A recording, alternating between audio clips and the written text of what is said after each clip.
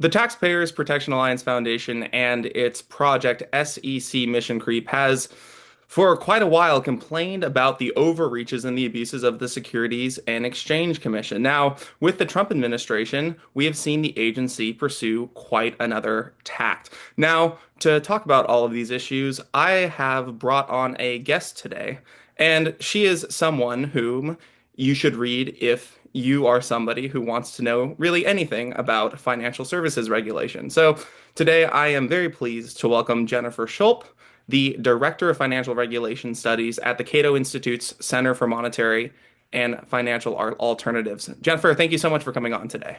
Thanks for having me on. Excited to chat. So the SEC has been quite busy actually, and it's been busy in a sort of below the radar kind of way. But the first question I have for you is, can you compare the philosophy that this SEC seems to be working from in contrast to the philosophy that the previous SEC under Joe Biden seemed to work from? Sure. And it's always a little bit scary when we hear that the SEC is being busy, but I don't think that there's a good reason to be scared at the moment.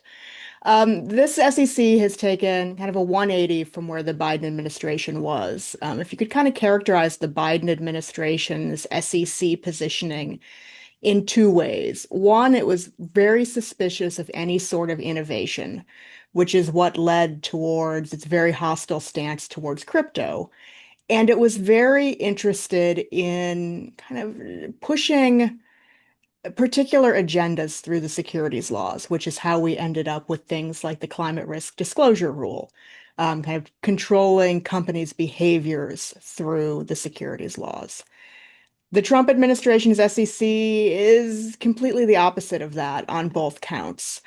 We've heard several speeches from several different commissioners, including the chair, Paul Atkins, about the importance of innovation and the importance of the government getting out of the way to protect and foster innovation, and which is shown up in kind of the changes in crypto policy. And we've also seen this SEC step back from a lot of those rules that were looked under the Biden administration like they were aimed at changing behavior. Climate risk disclosure rules are one, but there are other more subtle places where this administration is aiming more towards a narrower footprint that is focused specifically on kind of investors and the information that investors need to be able to do their jobs. Now, in response to that, I'm going to give you a sort of two-part question, and feel free to answer it however you see fit. It seems that in monetary policy and in the regulation of investments, there is a pretty significant danger for politicians and bureaucrats in this sense. It is it is very easy to, if one were to try to push an agenda, um, distort many other parts of the economy besides the directly targeted sector, if that makes sense. In other words, there are many downstream effects of the regulation of investments that are sort of hard to tie back to the original regulation. There's distortions that ripple out into the economy, which many people don't quite they may feel, but they don't quite understand from an economics perspective what the source of those distortions are. So that's sort of part one, and then part two would be on the innovation side. We live in an incredibly dynamic economy. And innovation is pushing forward at all fronts. Of course, I guess most prominently and most noticeably in the tech sector. But again, the great advances in technology that we're seeing today and that seem to be occurring very rapidly also have a host of downstream effects. So I guess to synthesize the two points, what were some of the greatest, or I should say, what were some of the biggest problems that resulted from the Biden administration's decision to push certain agendas and take a hostile or skeptical view of innovation? Yeah, so I think there's two things that come out of that. And you're absolutely right that the financial markets are in many ways the linchpin to the rest of the economy. If your business can't get funded, you can't make the goods that might make someone's life easier, better, more enjoyable. And that has a lot of ripple effects on how we live our lives. The hostility towards innovation, say, creates, I would say there's kind of two problems with the way that the Biden administration's SEC functioned here. One was that it raised costs and continued to raise costs for businesses beyond the types of costs that they needed to really just do their jobs. The climate risk disclosure rule is a good example of that. We already know that being a public company is a pretty expensive endeavor, and that we've had a hard time getting more companies to go public over the past couple of decades as the costs have risen. There's a lot of reasons that we have fewer public companies now, but this is definitely one of those reasons. The climate risk disclosure rule, by the Biden administration's own calculations, was going to raise the cost of being a public company by having to do these disclosures by multiple times. Um, that right there is A, a deterrent to becoming a public company, and B, money that's spent on compliance that isn't being spent on creating goods or services, or putting, say, their product into the actual economy. It's a dead weight loss in many ways.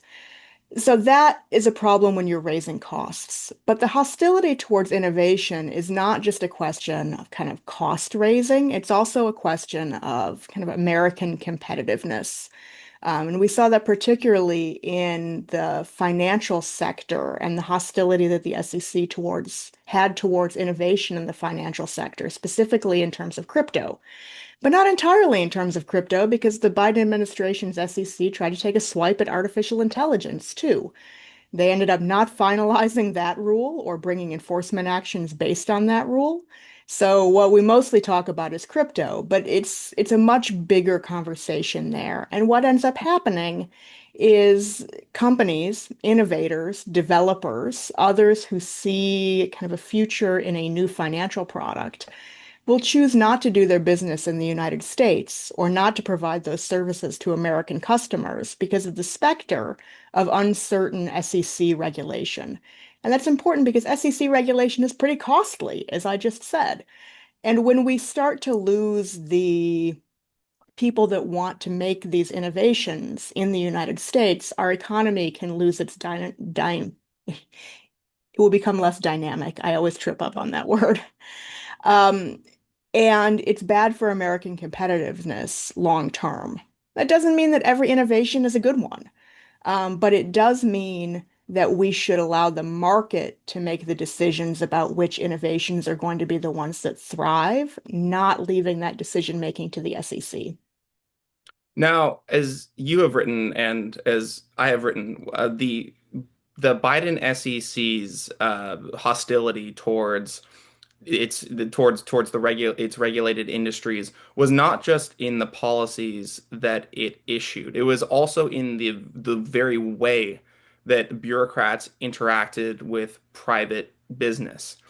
How has that changed under the Trump SEC? Yeah, so under the Biden and SEC, and I say Commissioner Hester Peirce, who was a minority commissioner during the time of the Biden SEC, had written quite eloquently about this, and she had said that many businesses, many regulated entities found that when they came to talk to the SEC, what they'd hear was crickets in response. That was a problem for innovation. That was just a problem for dealing with your regulator. And that is not the way that a cooperative regulation system should be operating. The Trump SEC has, at least publicly, done a 180 on this as well. Again, it's very apparent with respect to the cryptocurrency industry, who had been the loudest complainers of not getting time with the SEC. In fact, the Biden administration was known in crypto circles for, if you tried to meet with them, they might meet with you, but you probably found an enforcement action on the other side of it when they didn't like what they heard. Um, this SEC has dropped a lot of those enforcement actions, and rather than conducting kind of quiet meetings with the crypto industry, we saw a a series of public roundtables. We've seen a series of public engagements coming from the SEC thinking about how best to regulate crypto on a going forward basis. This is much more transparent from the get-go, and it is a much more, say, open environment where people feel more comfortable approaching their regulator with an idea, with a new product, with a question, which is the way that things should be operating. Now, this seems to get to a larger issue that really transcended just the regulation of financial markets. I think we've seen some similar dynamics in Biden era antitrust, for example. But the economic activity to really be successful needs some amount of surety about outcomes. Business people need to know that if they put a certain amount of money or time or other resources into a project, they are likely to reap some known or some predictable economic benefits. And the notion that you can run an economy in a I guess a black box regulatory environment seems quite crazy to me. Yeah, I think it's crazy, and it's very difficult when we're talking about the financial markets where people are very attuned to the value of investment and whether or not that investment will be worth anything and the potential regulatory or political risk associated with it. Um, it's one of the reasons that when we kind of look at the SEC over the years, change has not tended to come in large chunks usually. Change tends to be a little bit more bite size because it allows for a bit of smoothing in the business environment where change is predictable and predictability helps to allow businesses to thrive. That's not only the case for financial companies, that's also the case for your businesses that are trying to raise money to provide a different product or service. And so that you can't run an economy in a black box. You can't run an economy by fiat, where one day you're going to interpret a rule one way and the next day you're going to interpret it a different way. There needs to be clarity and there needs to be predictability. And that seems to be especially a problem with administrative agencies. Under Chair Gensler, the SEC seemed to have a very, shall we say, extravagant view of its own statutory powers. It's sort of pushed every single piece of statutory text to its breaking point, and sometimes a little bit further, as of course courts have found. Um, but the one of the chief virtues I think of the current SEC is that it seems to be attempting to keep itself to the basic, very modest tasks that Congress gave to it, rather than trying to freelance. Well, I mean, if we're being completely honest, it's essentially legislative functions in its regulation of industry. Yeah, this SEC is definitely pulled back. It's no longer operating on the regulatory perimeter, or out in the regulatory, say, kind of uncharted territory, is the The case may regulatory be. hinterlands, if you will. Yes, yes. Hinterlands is a great word for it. We're back within the fence. And that's a really important place to be. That goes to predictability, it goes to clarity, but it also goes to the important function that an administrative agency has, which is not to be the legislative body. You run into all sorts of separations of powers issues, as well as accountability issues if the administrative agency, or the SEC or another one, takes its own view as to its own authority. We've seen the courts push back on that. We've gotten a number of significant Supreme Court rulings in the administrative law front, administrative slash constitutional law front, that make clear that agencies don't have unlimited authority and that Congress is the one that provides them the regulatory boundaries within which they must operate. The SEC under Chair Gensler, I would say, did a bad job at this. And whether it was a constitutional problem or an administrative law problem, there were and continue to be, in fact, just last week, there was another court order finding that the SEC acted arbitrarily and capriciously with regard to an order that it handed down. I don't have the numbers. I should sit down and actually tally them up, but it's a pretty shocking number of reversals from courts over the rules and orders that the SEC had done under the Gensler term. And say some people just say, well, that's just conservative courts doing what conservative courts do. If you actually look at the numbers and the courts where these have come out, it's not merely just the Fifth Circuit deciding against the SEC. This most recent case came out of the 11th Circuit with a unanimous decision finding that the SEC acted arbitrarily and capriciously with respect to a funding order for its consolidated audit trail. The judges on that panel were, say, appointed by both political parties and it was far from a conservative panel just lashing out at a liberal administration. The SEC's had problems here that everyone has recognized, and it's good to see the new SEC under Chairman Atkins bringing the agency back to its roots, but really back to where it belongs. Yeah, and I think that points at a larger political dynamic that we've seen, especially in Democratic administrations of late, where agencies will go far further. They'll push far further than any of their predecessors ever have before.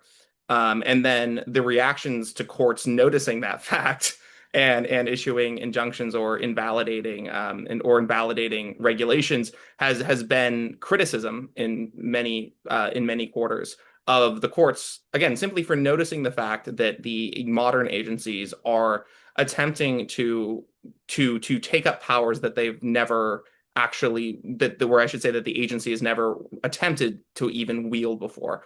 Now, I'd like to down to some specifics. And so, would you lay out for us some of the actions that this SEC has taken that you think will be most beneficial to financial markets and consequently to the future of the American economy?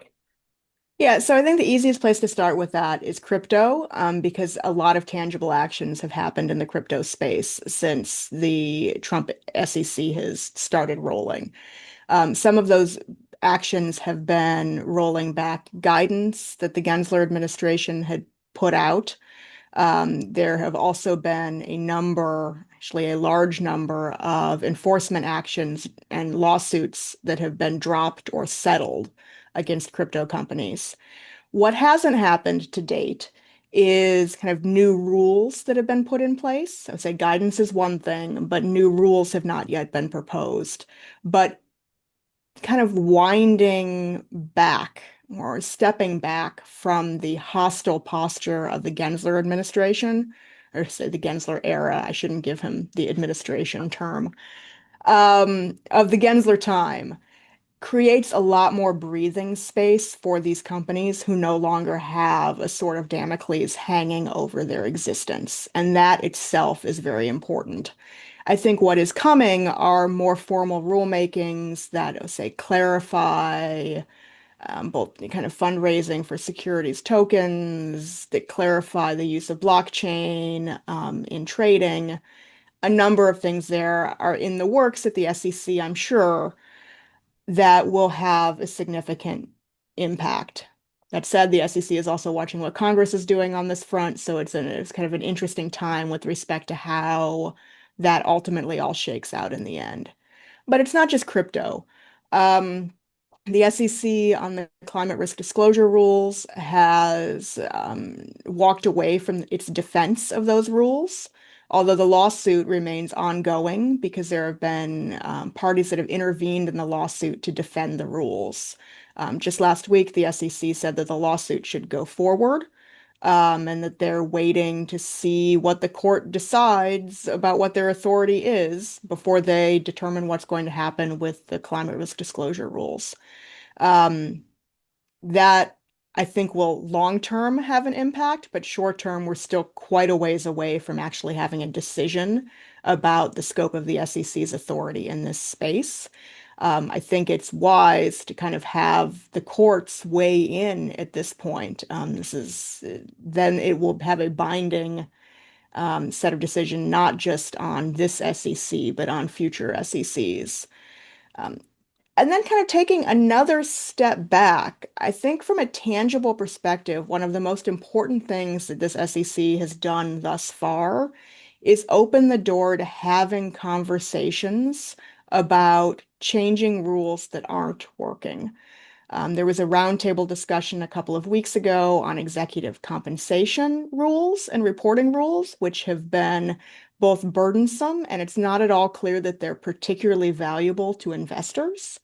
There is a roundtable scheduled that's going to look at some trading and markets issues with respect to, I'll say this is technical information, but the trade through rule, which kind of governs how orders are processed through the exchanges that people have found challenging for years. And we've also seen, say, the SEC asking for feedback on things like foreign issuers and how the SEC should handle foreign issuers. We haven't seen a lot of rulemaking yet, but what we've seen is an openness to revisiting issues that have been problems for, say, the regulated entities as well as for investors. And rather than in-house just deciding what they would like to do and putting out a proposed rule on it, a la Gensler era, they're seeking a lot of public input and public commentary before they put pen to paper to start the regulatory process. I think that's wise, and I think bringing the agency back to a stance where it takes into account that public and industry input first before acting is a very important move that will long term have a lot of benefits for the regulatory space. Well, it is always a refreshing, if rare, opportunity to talk about how the administrative state is actually advancing actions that will help markets and in the long term help economic growth, help American prosperity. Jennifer, thank you so much for joining us. I would also direct viewers to your book with Norbert Michel, Financing Opportunity: How Financial Markets Have Fueled American Prosperity for More Than 2 Centuries. And that book gives a very able down and dirty study of exactly how American financial markets have developed and also how the American regulation of financial markets have developed. So thank you so much for joining us. Thanks.